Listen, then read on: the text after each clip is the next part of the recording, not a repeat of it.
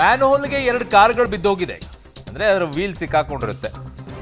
2 ಕಾರುಗಳಲ್ಲಿದ್ದ ಇಬ್ಬರನ್ನ ಸ್ಥಳೀಯರು ರಕ್ಷಿಸಿದ್ದಾರೆ. ರಾಜ್ಯ ಕಾಲುವೆಗೆ 1 ಕಾರು, ಮ್ಯಾನ್ಹೋಲ್ಗೆ ಮತ್ತೊಂದು ಕಾರು. ದೊಡ್ಡ ದೊಡ್ಡ ಇದ್ವಾ ಇವು ಕಾರ್ ಬೀಳುವ ಮಟ್ಟಕ್ಕೆ? ರಾಜ್ಯ ಕಾಲುವೆ ಆದ್ರೆ ಬೀಳ್ಬೋದು, ಮ್ಯಾನ್ಹೋಲ್ ಅಷ್ಟೊಂದು ದೊಡ್ಡದ? ಸಿಲ್ಕ್ ಬೋರ್ಡ್ ಸಿಗ್ನಲ್ ಬಳಿ ಘಟನೆ ಆಗಿದೆ.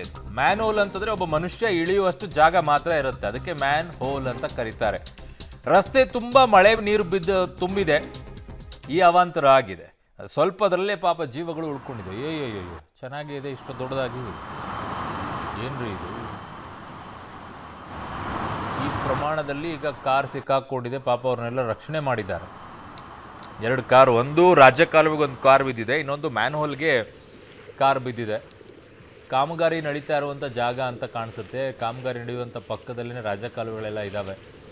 ಅಲ್ಲಿ ಗೊತ್ತಾಗ್ಲಾದೇ ಎಳ್ಕೊಂಡು ಹೋಗಿ ಬಿದ್ದಿದೆಯಾ ಅಥವಾ ಸೈಡ್ ತೊಗೊಳಕ್ಕೆ ಹೋಗಿ ಏನಾದರೂ ಸ್ಲಿಪ್ ಆಗಿದೆಯಾ? ನೀರಿರುವಂಥ ತುಂಬಿ ಹರಿತಾ ಇರೋ ಟೈಮಲ್ಲಿ ರಸ್ತೆ ಗೊತ್ತಾಗಿಲ್ವಾ? ಇದು ಮ್ಯಾನ್ಹೋಲ್ಗೆ ಬಿದ್ದಿರುವಂಥ ದೃಶ್ಯವನ್ನು ತೋರಿಸ್ತಾ ಇದೆ ನಿಮಗೆ. ಅದೇನಾದರೂ ಕೆಲಸ ಮಾಡಬೇಕಾದ್ರೆ ಕಾಮಗಾರಿ ತೋಡ್ಬಿಟ್ಟು ದೊಡ್ಡ ಪ್ರಮಾಣದಲ್ಲಿ ಗುಂಡಿ ಏನಾದರೂ ತೋಡಿದ್ರಾ ಅಂತ. ಚಿಕ್ಕದಾಗಿದ್ದಿದ್ರೆ ಬರೀ ವೀಲ್ ಅಷ್ಟೇ ಸಿಕ್ಕಾಕೊಳ್ಳುತ್ತೆ, ಕಾರ್ ಈ ಪ್ರಮಾಣದಲ್ಲಿ ಮುಳುಗಕ್ಕೆ ಹೋಗಲ್ಲ. ಏನಾದರೂ ಗುಂಡಿ ತೋಡಿರ್ಬೇಕಲ್ಲ ಕಾಮಗಾರಿಯನ್ನು ಮಾಡೋಕ್ಕೆ, ಅದಕ್ಕೇನು ಬ್ಯಾರಿಕೇಡ್ ಇಟ್ಟಿರೋದಿಲ್ಲ. ಅದರ ಪರಿಣಾಮ ಇದಾಗಿರೋದು. ಇದು ಕೂಡ ಸಿಲ್ಕ್ ಬೋರ್ಡೆ.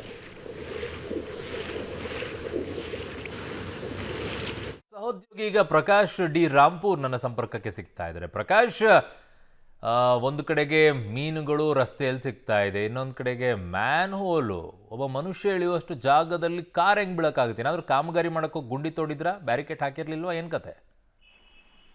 ಅರುಣ್, ಅದು ಮ್ಯಾನ್ ಹೋಲು ಓವರ್ಫ್ಲೋ ಆಗ್ತಾ ಇತ್ತು. ಮೇಲ್ಭಾಗದ ಏನು ಕ್ಯಾಪ್ ಏನಿರುತ್ತೆ ಅದೆಲ್ಲವೂ ಕೂಡ ಅಂದ್ರೆ ಮೇಲೆ ಬಂದಿತ್ತು, ನೀರಿನ ರಭಸ ಹೆಚ್ಚಾಗಿ. ಸೊ ಆ ಸಂದರ್ಭದಲ್ಲಿ ನೀರು ಜಾಸ್ತಿ ಇರುವಂತಹ ಕಾರಣಕ್ಕಾಗಿ ಅದು ಕಾಣ್ತಾ ಇರ್ಲಿಲ್ಲ. ಸಹಜವಾಗಿ ವಾಹನ ಸವಾರರು ಹಾಗೆ ಮೂವಿಂಗ್ ಅಲ್ಲಿ ಬರ್ತಾ ಇದ್ರು. ಅದನ್ನ ಕಾಣದೆ ನೇರವಾಗಿ ಮ್ಯಾನ್ ಹೋಲಿಗೆ ಕಾರ್ ಕೂಡ ಬೀಳುತ್ತೆ. ಅದರ ಪಕ್ಕದಲ್ಲೇ ಮತ್ತೊಂದು ರಾಜ್ಯ ಕಾಲುವೆ ಕೂಡ ಇರುತ್ತೆ, ಅದು ಕೂಡ ಓವರ್ಫ್ಲೋ ಆಗಿ ನೀರ್ ಹರಿತಾ ಇರುತ್ತೆ. ರಾಜ್ಯ ಕಾಲುವೆಗೂ ಕೂಡ ಮತ್ತೊಂದು ಕಾರು ಬೀಳುತ್ತೆ. ಸೊ ಅದರಲ್ಲಿ ಬಿದ್ದಂತ ಸಂದರ್ಭದಲ್ಲಿ ಕಾರ್ ಚಾಲಕರು ಕೂಡ ಗಾಬರಿಗೆ ಒಳಗಾಗ್ತಾರೆ. ಅಲ್ಲಿದ್ದಂತಹ ಸ್ಥಳೀಯರು ಬಂದು ಅವರನ್ನ ರಕ್ಷಣೆಯನ್ನ ಮಾಡ್ತಾರೆ. ಅದಾದ ನಂತರ ಅಕ್ಕಪಕ್ಕದ ಎಲ್ಲಾ ರಸ್ತೆಗಳು ಕೂಡ, ಸರ್ವಿಸ್ ರೋಡ್ ಆಗಿರ್ಬೋದು ಮತ್ತೆ ಮೇನ್ ರೋಡ್ ಎಲ್ಲವೂ ಕೂಡ ಸಂಪೂರ್ಣವಾಗಿ ಜಲಾವೃತ ಆಗಿರುತ್ತೆ. ಆ ನೀರಿನಲ್ಲಿ ಒಂದಿಷ್ಟು ಮೀನುಗಳು ಕೂಡ ಹರಿದಾಡ್ತಾ ಇರುತ್ತೆ. ಅದನ್ನ ಹಿಡಿಯೋದಕ್ಕೆ ಅಂತ ಹೇಳಿ ಜನ ಕೂಡ ಮುಂದೆ ಬರ್ತಾರೆ. ಆ ವಿಜುವಲ್ಸ್ ಅಲ್ಲಿ ನೀವು ಗಮನಿಸ್ತಿರ್ಬೋದು, ಒಂದು ಮಹಿಳೆ ಬಂದು ಒಂದು ಪ್ಲಾಸ್ಟಿಕ್ ಕವರನ್ನ ತಂದು ಆ ಮೀನನ್ನ ಹಿಡಿಯುವಂತದ್ದು ಕೂಡ ಆಗುತ್ತೆ. ಅಂದ್ರೆ ಇಲ್ಲಿ ತುಂಬಾ ಸೀರಿಯಸ್ ಆಗಿರುವಂತ ವಿಚಾರಗಳು ಏನಂತ ಹೇಳಿದ್ರೆ, ರಾಜಕಾಲುವೆಗೆ ಕಾರು ಬೀಳುತ್ತೆ, ಜೊತೆಗೆ ಮ್ಯಾನ್ ಹೋಲ್ಗೆ ಬೀಳುತ್ತೆ.